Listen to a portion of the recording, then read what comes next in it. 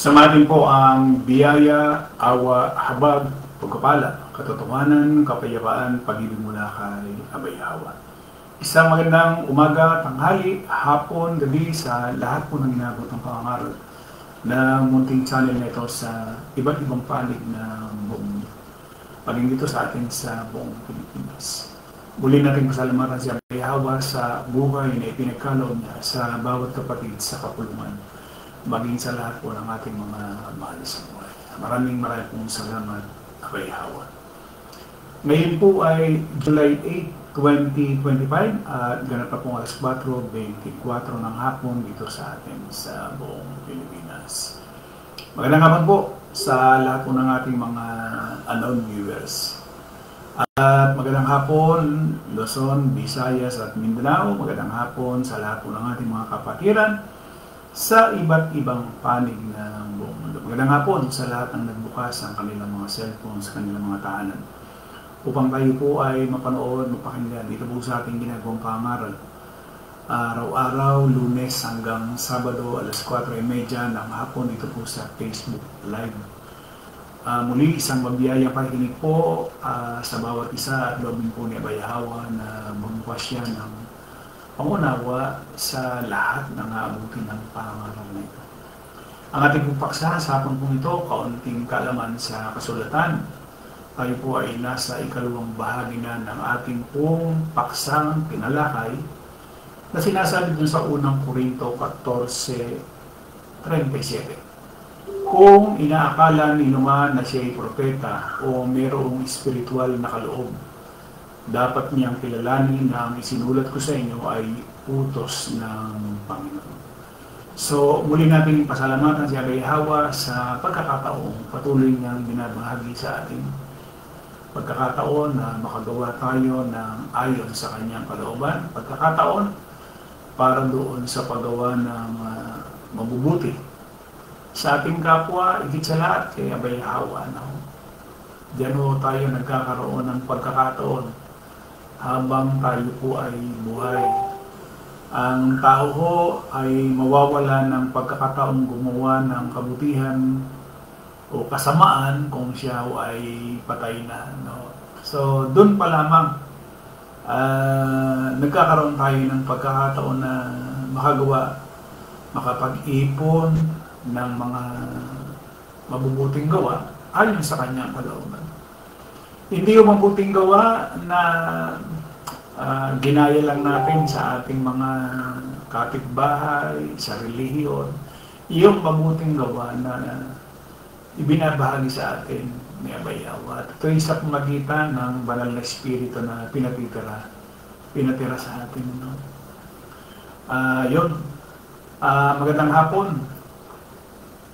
Sister Ding Macar, Emiliano Umali, Brad Jesse Juarez, Juliet Umali, Sister Lori Calderon, Carlo Rol,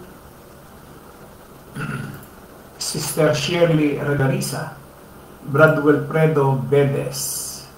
Kasama na yung kanyang mga magulang, si Brad Pedro at saka Sis Dominga Bedes. Brad Sam Rotoni, magandang hapon.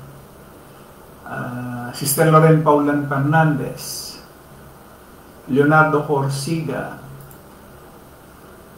Noli Tungkua,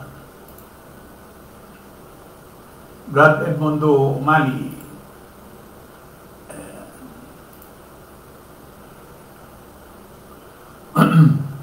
Melchor Pasis,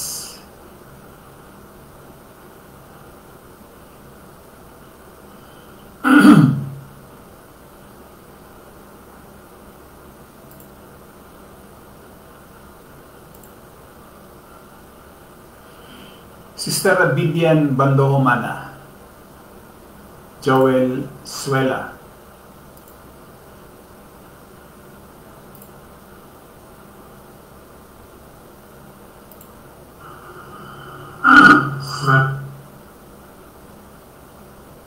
Sister Chris De La Cruz Kim, magandang hapon. Bradmel Umali, Jan Mercor Siga,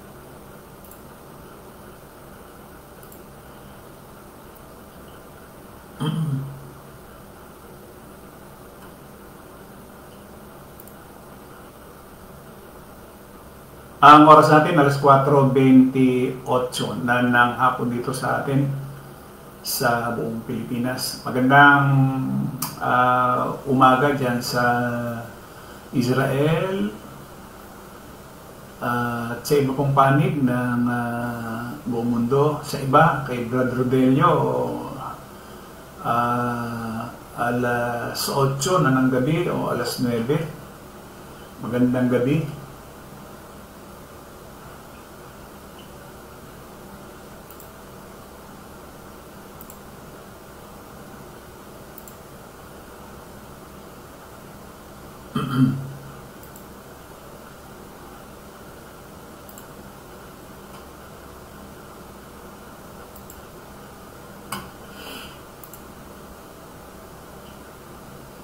Alas 4:29 na po ng hapon.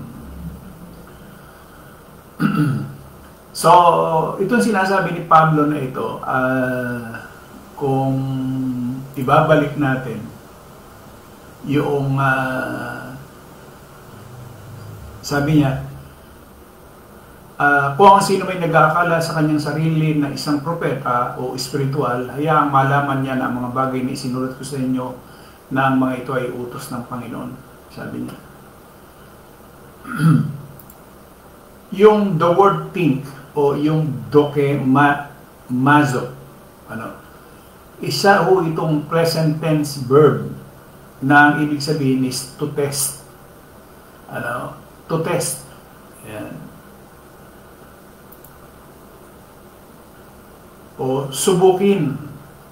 Ang terminong ito ay nipapahiwatig na ilan sa mga taga-Korinto ay tumitingin sa kanilang mga sarili at napagpasya na sila ay mga higanting espiritual o maunlad na sa bagay na espiritual. At yan ho yung binasa ko kahapon doon sa pangalawang Korinto 10:12, sapagkat hindi namin ipinangangas na ihambing ang aming sarili sa ilan sa mga nagpupuri sa kanyang sarili. Dito sa sabi dito sa Magandang Balita, Biblia Tagalog, hindi kami nangangahas na ipantay o ihambing man lamang ang aming sarili sa ilang nagbubuhat ng sariling bangko. Napakahangal nila.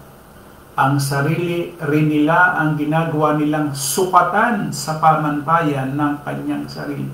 Pinakamahirap ho yung bagay na ang ginawa mong sukatan ay yung iyong sarili. Nakamahirap po yun. Dapat yung pamantayan ay walang iba kundi si Abay Hawa, hindi yung ating sarili. Kasi pagka sarili natin yung gagawin nating pamantayan, ang sabi ni Pablo, hindi kami nangahas na ipantay o ihambing man lamang aming sarili sa ilang nagbubuhat ng sariling bako. Napakahangal nila. Ang sarili rin nila ang ginagawa nilang sukatan at pamantayan ng kanilang sarili. Sa ibang salin, sa ASND, hindi namin binibilang o kinukumpara ang aming sarili sa mga iba na mataas ang tingin sa sarili. Mga hangal sila dahil sinusukat nila at kinukumpara ang kanilang sarili. Sa ibang salin, sila'y mga walang pangunawa. Sila'y hindi nakakaunawa. Ganon ipinararating ni Pablo. So yun po, alas 4:32 na ang ating oras. Tuloy na ho natin. Ayan.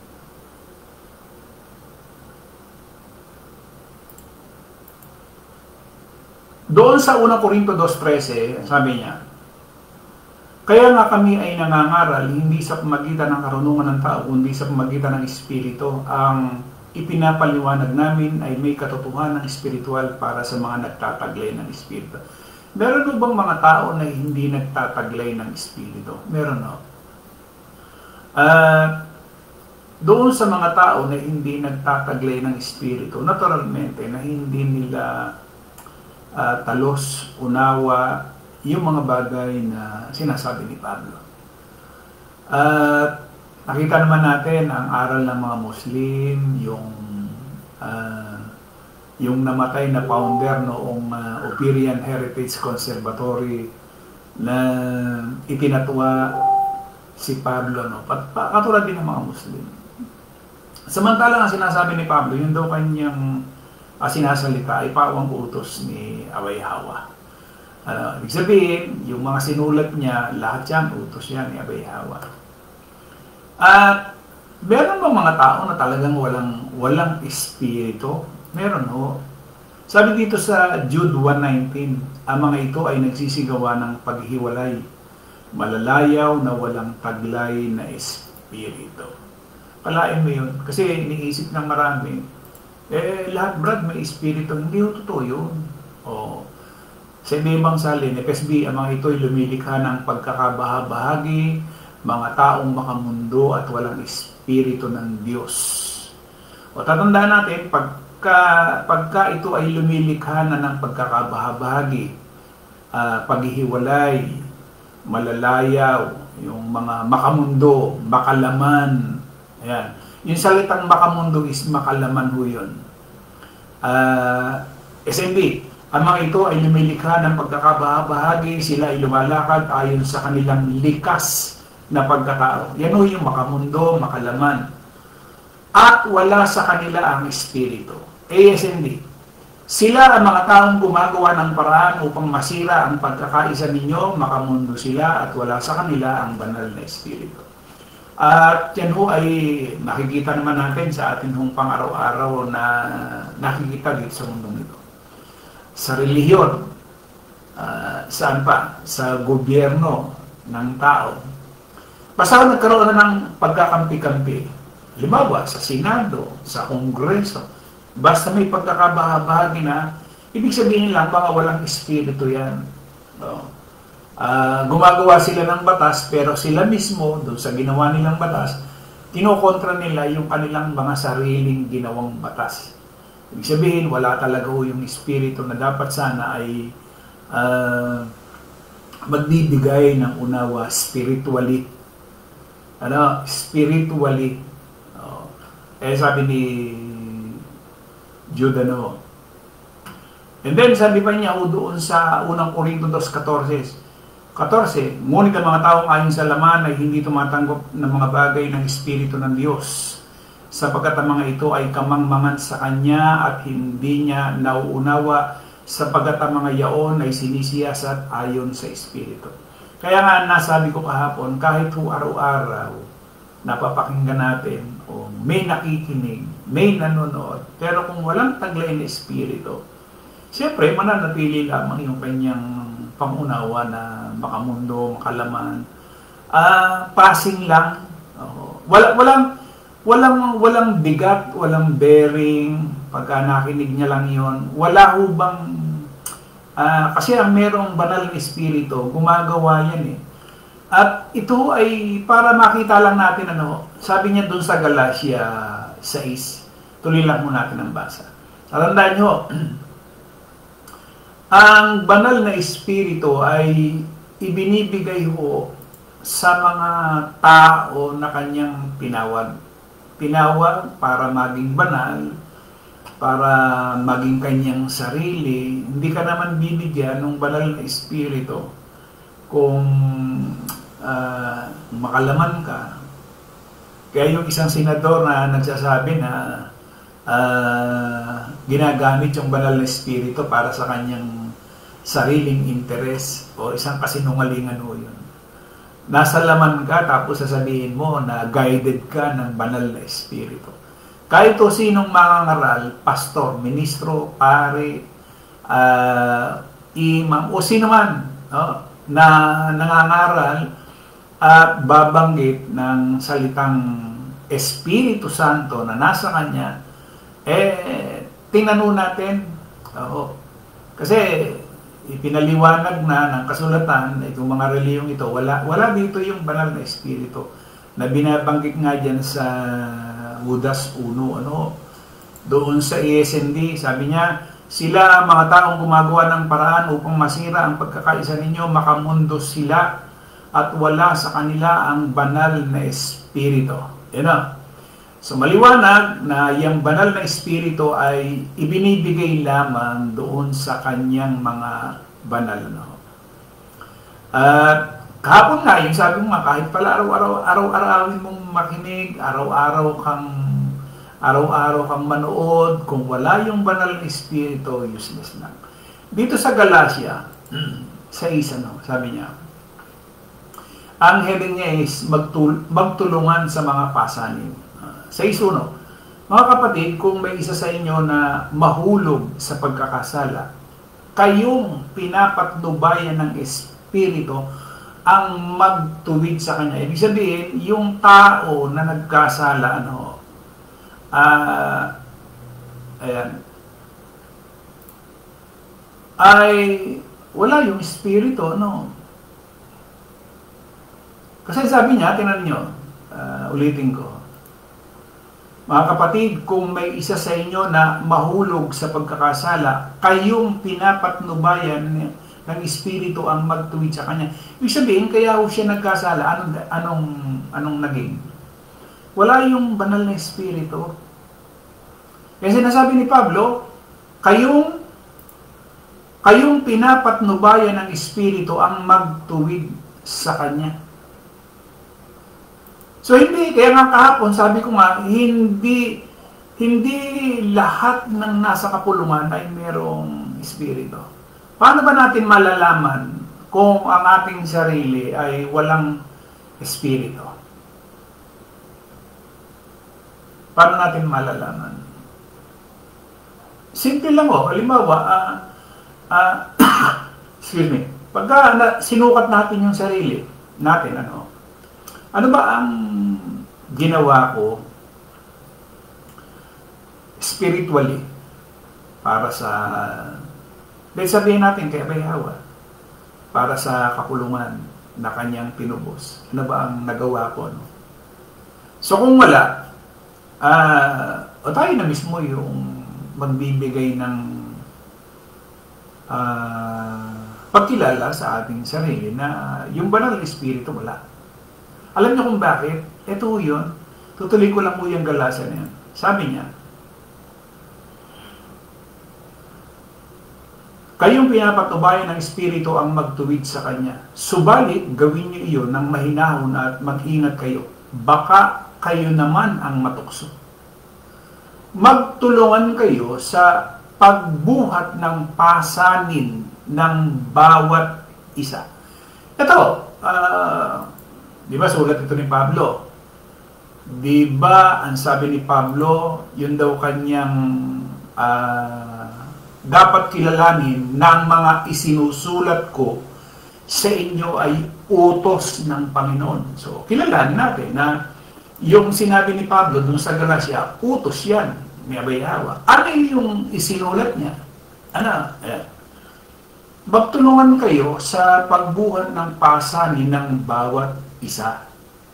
Sa gayong paraan, matutupad ninyo ang kautusan ni Kristo. Pagka hindi, halimbawa, isang kapatid, hindi tumulong doon sa salitang pasanin, ano ibig sabihin nun? Hindi ka nakagaganap doon sa kautusan ni Kristo. Ibig sabihin, nagkasala ka ba nun dahil hindi mo nasunod yung kautusan ni Kristo? Opo. Ang kasalanan ay pagsalangsang sa kautusan. Unang Juan 3:4. Simpleng-simple yung sinasabi ng kasulatan. Pero bakit hindi maunawaan ang dahilan? Wala yung espiritu na nagpapaunawa. Kaya tumatagal yung panahon, lumilipas, araw, naging linggo, yung linggo naging buwan, and then yung buwan naging kalahating taon, yung kalahating taon naging isang taon, yung isang taon naging 2 taon, yung 2 taon naging 3 taon. Araw-araw yun, walang nangyayari, walang ginagawa. Pero sinasabi ni Pablo, magtulungan kayo. Ibig sabihin, may ginagawa. Kasi pag sinabing magtulungan, alangan yung isa nagbubuhat, yung isa nakatigil, nakaupo, nakatingin. Tama ho ba? Tama ho ba yung ating ginagawang paghahalin tulad? Pero pag sinabing, magtulungan tayong gumawa halimbawa ng bangko. Ang babaw na ano to. So, anong gagawin ng isa? May magpupukpok, may maglalagari, may magsusukat. So, yung isang bangko, madaling natatapos. Bakit? May tulungan eh. Pero kung halimbawa, isa lang ang gumagawa, isa lang. Nakatayo yung isa, nakaupo yung isa, nakatitig yung isa. Magtatagal yun.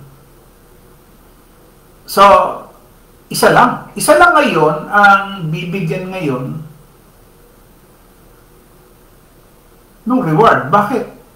Kasi siya lang yung gumagawa eh. Yung iba, wala eh. Nakatingin, nakaupo, nakamasid. Di ba? Di ba tama yan? Ayun. Yan natin. Tuloy natin. Sabi niya, magtulungan kayo sa pagbuhat ng pasanin ng bawat isa. Sa gayong paraan, matutupad ninyo ang kautusan ni Kristo. Kung inaakala ninyong kayo'y nakahihigit sa iba, subalit hindi naman. Ayan pa yung sinasabi doon sa aking binasa kanila, doon sa 2 Korinto. Na ano sabi niya? Hindi kami nangahangahas na ipantay o iambing man lang ang aming sarili sa ilang nagbubuhat ng sariling bangko. Napakahangal nila. Ang sariling ring nila ang ginagawa nilang sukatan sa pamantayan ng kanilang sarili. Yun yung binasa ko kanina. At ngayon binasa ko ulit. No, sabi niya,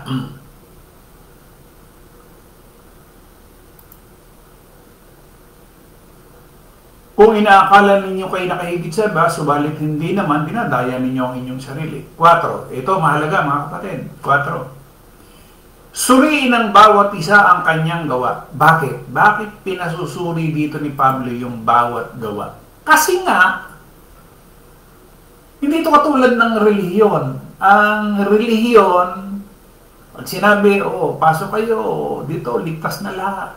Pagpasok, ligtas. Kahit huwag ka nang gumawa, basta pumasok ka rito, nabautismohan ka, ligtas ka na. Di ba ang panakot ng mga reliyon?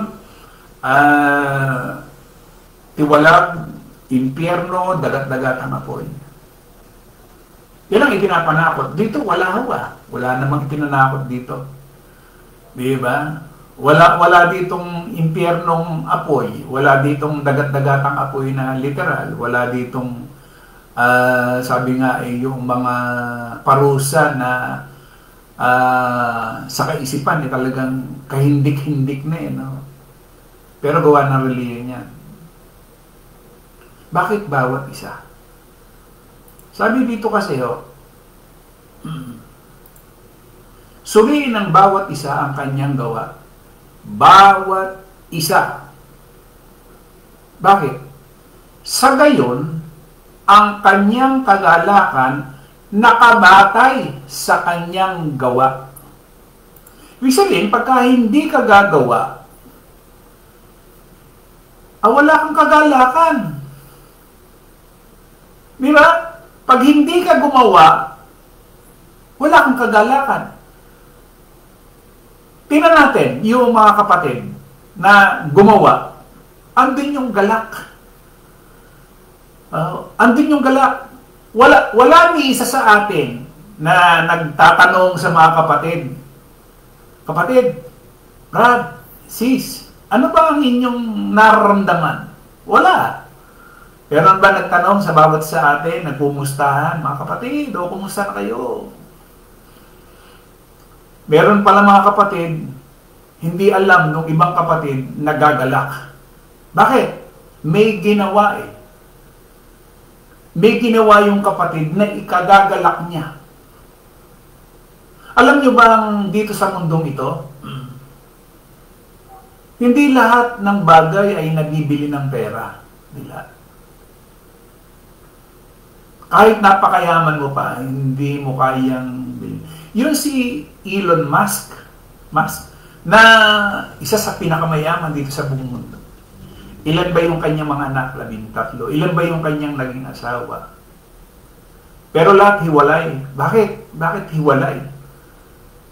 Napakayaman. Pero mo, isang araw, milyon ang kinikita. Dolyar. Isang araw yun. Walang isang tao na katulad niya na kumikita ng ganon. Araw-araw, Pero bakit? Pagdating doon sa pamilya, hiwalay sa asawa, yung kanyang mga anak, 13, wala ring magandang relasyon. Bakit? Hindi naman kasi nabibili yung salitang pag-ibig. Isa ka nga, halimbawa, isa ka na doon sa pinakamayaman at pagkatapos doon sa iyong mga asawa, gusto mong ikaw yung masusunod. Pwede ba yun? Di ba? Hindi pinag-uusapan yung mayaman ka, marami kang pera. Pagdating doon sa, gusto mo akong, asawang ba ako, o alila mo ba ako, o utusan mo ako? Di ba? Hindi kayang bilhin ng pera ko yan. Yung kapayapaan, nabibili ba ng pera yan? Hindi. Yung kagalakan, nabibili ba ng pera? Ito sinasabi ni Pablo na ito, dito sa Galacia. Ang sinasabi niya, suriin ng bawat isa ang kanyang gawa, sa gayon, ang kanyang kagalakan, kanya. Siya lang. Kung siya ay gumawa ng ayon sa kalooban ng Abayawa, siya lang ang magagalak. Kasi siya ang gumawa . Hindi ito katulad noong tayo ay nag-aaral, di ba? Kalimitan, pagdaanan natin yan. Lalo pagka hindi ka pala aral. May katabi ka, magaling, mahusay, matalino. Ikaw, kopyador. Magaling kang kumopya. Di ba? Tagatingin ka lang. O tingnan ninyo. Minsan, siyempre, yung nag-aral, siya yung makasasagot. Pero ikaw na hindi nag-aral, naturalmente, patingin-tingin ka. Paano ka? Nauuso ho ba yung pagka ikaw ay nagsumasagot, nilalagyan ho nila nung cover para hindi makita yung kabila. Paano? Paano na? Di bokya ka, itlog. Isang halimbawa lang yun, pinabababaw ko lang yung halimbawa para makita natin yung sarili, masukat natin. Meron ba akong ginagawa? Kasi, yung mismong gumawa, yun mismo ang magkakaroon ng kagalakan base sa sinasabi ni Pablo. Sabi niya, suriin ang bawat isa ang kanyang gawa, sa gayon ang kanyang kagalakan, nakabatay sa kanyang gawa. Huwag na niyang ihambing pa yun sa gawa ng iba. Bakit? Sapagkat ang bawat isa ay dapat magdala ng kanyang sariling dalahin. 6. Ang mga tinuturuan ng salita ng Diyos dapat magbahagi ng lahat ng magagandang bagay sa mga nagtuturo. Ito yung iniisa-isa ni Pablo. Bakit hindi maintindihan? Bakit hindi magawa? O bakit hindi masunod yung sinasabi rito? Bakit? Wala ho yung banal na espiritu. Yun ang nakakalungkot. Kaya ang sinasabi nga ni Pablo, kayo ang wikang mga pinapatnubayan ng espiritu ang magtuwid sa kanya. Ibig sabihin, wala yung banal na espiritu, kaya siya nagkasala. Kaya siya nahulog sa pagkakasala, wala yung banal na espiritu. Ituloy ko pa. 6. Ang mga tinuturuan ng salita ng Diyos dapat magbahagi ng lahat ng magagandang bagay sa mga nagtuturo. Tanong, nagagawa ba ito? Siguro sa ilan. Pero mas marami, hindi. Bakit? Anong dahilan? Hindi itinuro ng banal na espiritu. Bakit? Wala yung banal na espiritu. Alam, let's say, napakinggan na natin to. Ngayon, napakinggan natin. Kasi yung banal na espiritu, base doon sa gawa. Iba doon sa gawa. Merong binabasa doon, sinasabi doon sa gawa. Sabi doon sa 1:8. Tatanggap kayo ng kapangyarihan pagdating sa inyo ng Espiritu Santo at kayo'y magiging mga saksi sa Jerusalem, sa buong Judea at Samaria hanggang sa pinakamalayong bahagi ng lupa. Sabi ito doon sa kanyang mga apostol. Tapos pagdating ng araw ng Pentecostes, dumating na yung araw ng Pentecostes. 2:1 hanggang 38 yan. Basahin niyo, isa-isa yan. At mapapansin niyo dyan, doon sa bandang, ayan, sabi niya, sa 14, ngunit tumayo si Pedro kasama ng 11 apostol at nagsalita ng malakas, mga taga-Judea at kayong lahat na nakatira sa Jerusalem. Pakinggan ninyong mabuti ang sasabihin ko. Hindi lasing ang mga taong ito gaya ng palagay niyo. Alas 9 pa lamang ng umaga ngayon. Ang nakikita ninyo'y katuparan ng ipinahayag ni Propeta Joel. Ito ang gagawin ko sa mga huling araw, sabi ng Diyos. Ibubuhos ko ang aking espiritu sa lahat ng tao. Ipapahayag ng inyong anak na mga lalaki at babae ang aking mensahe. Tingnan niyo Ang inyong mga kabataang lalaki makakita ng mga pangitain at ang inyong matatandang lalaki magkakaroon ng mga panaginip sa panahon yun. Ibubuhos kong puri ng aking espiritu sa aking mga alipin, maging lalaki at maging babae. Ipapahayag nila ang aking mensahe. Magpapakita ko ng kababalagan sa langit, himala sa lupa, dugo, apoy at makapal na usok. Ang araw ay magbibilim, ang buwan ay pupulang parang dugo bago dumating ang dakila at malwalating araw ng Panginoon. Sino mang tumawag sa pangalan ng Panginoon ay maliligtas. Si Abayaho yan. Mga Israelita, pakinggan ninyo. Itong si Yahweh na taga Nazaret na isinugo ng Diyos. Pinatnubayan ito ng himala, mga kabalaghan at mga palandaang ginawa ng Diyos sa pamagitan niya. Alam niyo ito, sabi niya sa mga taga-Israel, sapagat ang lahat na ito naganap sa kalagitnaan ninyo.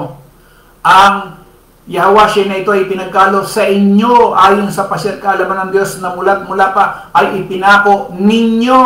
Sabi dun sa mga Israelita, ipinapatay sa mga taong masasama, subalit siya'y muling binuhay ng Diyos at pinalaya mula sa kapangyarihan ng kamatayan sapagkat hindi maaaring siya'y bihagin ito gaya ng sinasabi ni David tungkol sa kanya. Ano nakalagay doon sa 36? Kaya dapat malaman ng buong Israel na itong si Yahweh na ipinako ninyo sa krus ay siyang ginawa ng Diyos at Panginoon at Kristo na bagabag ang kalooban ng maring ito. Kaya tinanong nila si Pedro at ang ibang mga apostol, mga kapatid, ano ang dapat namin gawin? Sumagot si Pedro, pagsisihan ninyo, talikuran ng mga kasalanan, magbautismo sa pangalan ni Yahweh upang kayo'y patawarin, tatanggapin ninyo ang kaloob ng Espiritu Santo. Ito ang wala sa marami. Yung kaloob na yun. At saka yung kapatawaran. Kasi ang ganda ng sinabi ni Pablo diyan doon sa Galatia 6:4, sabi niya, suriin ang bawat isa ang kanyang gawa, sa gayon ang kanyang kagalakan nakabatay sa kanyang gawa. Ituloy ko ulit ito Sabi niya dito sa 7 ng Galatia, huwag niyong linlangin ang inyong sarili. Hindi maaring tuyain ng Diyos kung anong itinanim ng tao. Kung doon sa 4, sinabi niya, suriin ang bawat isa kanyang gawa. Kung ano ang itinanim ng tao, sabi sa 7, yun din ang kanyang anin. Ang nagtatanim para sa kanyang sariling laman, kung halimbawa, ang itinatanim mo ay puro pang laman, hindi ka gumagawa ng ayon sa spiritual, aani, sabi niya, ang nagtatanim para sa sarili niyang laman, aani ng pagkabulok mula sa laman. Ngunit ang nagtatanim para sa espiritu, aani ng buhay na walang hanggan. Kung ang itinatanim mo ay ukol sa espiritu. Halimbawa, katulad itong ginagawa nating pangaral. Kung halimbawa, nagtatanim,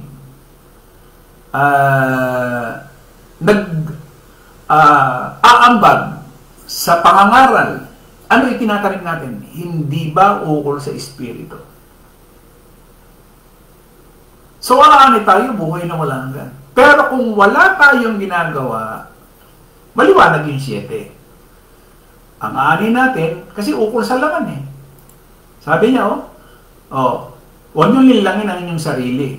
Hindi maaaring tuyain ng Diyos. Kung ano ay tinanim ng tao, yun din ang kanyang aanihin. Ang nagtatanim para sa sarili niyang laman, aani ng pagkabulok mula sa laman. Ngunit ang nagtatanim para sa espiritu, aani ng buhay na walang. 9. Kaya huwag tayong mapagod sa paggawa ng mabuti, sapagkat pagdating ng takdang panahon, tayo ay aani kung hindi tayo susuko. Kaya nga, basta may pagkakataon. Kailan yung pagkakataon na yon? Habang buhay. Gumawa tayo ng mabuti sa lahat ng tao, lalo na sa mga kapatid natin sa pananampalataya. Sabi niya, andun yung din eh, lalo na sa kapatid natin sa pananampalataya. Bakit may mga kapatid tayo na nagiging kamang gagawa ni Abayawa? Yung banal na espiritu nasa kanila. Gumagawa sila, tahimik na gumagawa, inaani nila yung kagalakan. Natural. Sila yung nagtanim, sila yung aanin ng kagalakan. Eh paano Brad yung hindi nagtanim ng pang-espiritual? Ano aanihin mo? Ilagay mo man dito sa buhay na ito, sa mundong ito, pag hindi ka nagtanim, wala kang ani. Yung ang simpleng kamote lamang eh. Nagtanim ka ng kamote, yung sinasabing mga dahon-dahon. Diba? Pag kaya'y tumubo, meron ka ng talbos ng kamote. Meron pang bunga ng kamote. May tinanim ka. Pero pag wala kang tinanim, wala kang ani.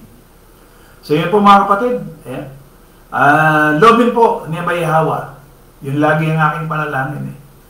Na maipaunawa para magkaroon ho tayo ng yung bang nagkaroon tayo ng liwanag, nagkaroon tayo ng sabihin nating silbi.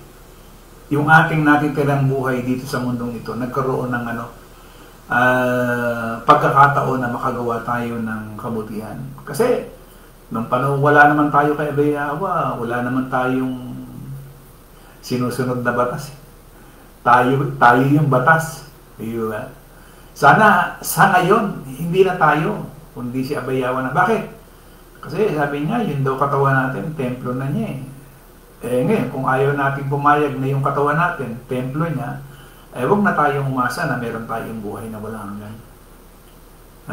Ayun po, magandang hapon po sa lahat noong ating mga viewers. Sino pa ang hindi ko ba na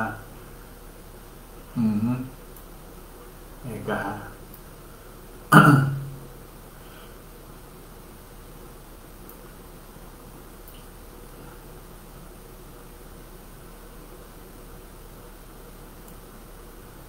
Dito sa kabila.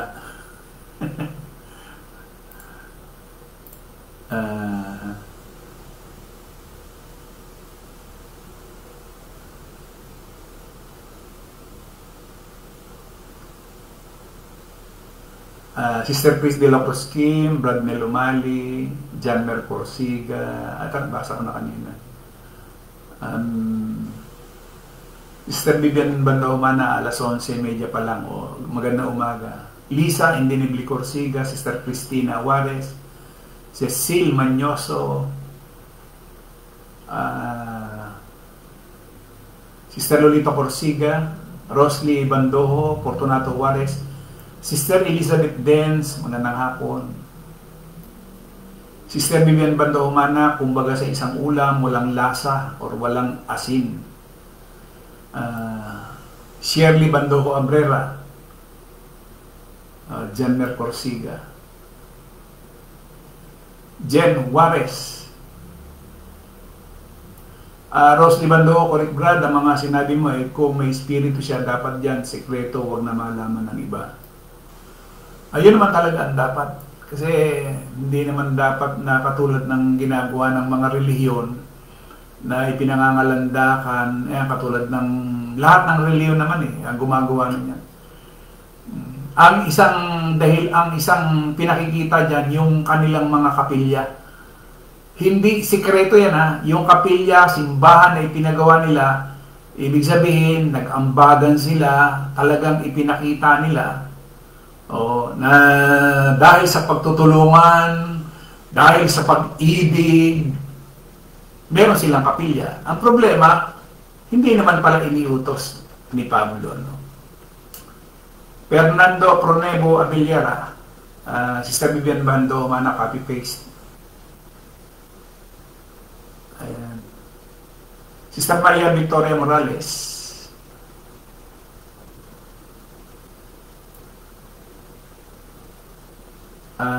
Sister Cristina Juarez, salamat po ba niyo. Sister Lori Calderon. Ayun, sana nabanggit ko na lahat. Carlo Roll, purihin ka po muli abayhawa sa panibagong kaalaman. Ayan po, lawin po na abayhawa bukas, ituloy po natin yung ating ikatlong bahagi. Muli, sa iisang Diyos na ating tagapagligtas sa pangalan ni Abayhawa, sumakanya nawa ang kalwalatian, ang karangalan, ng pag-aari at ang kapangyarihan sa kauna ng panahon at ngayon at magpakailanman. Siya nawa.